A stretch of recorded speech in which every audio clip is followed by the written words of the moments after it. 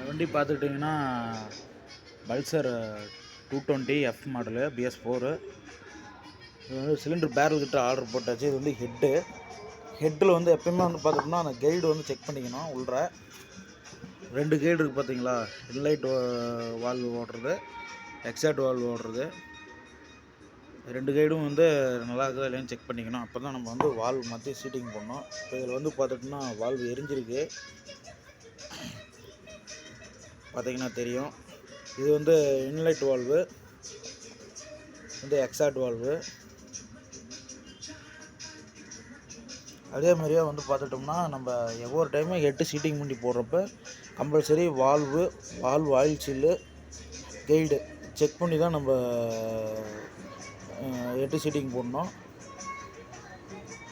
போட்டோம்னா நல்லா பக்காவாக இருக்கும் பர்ஃபார்மன்ஸு.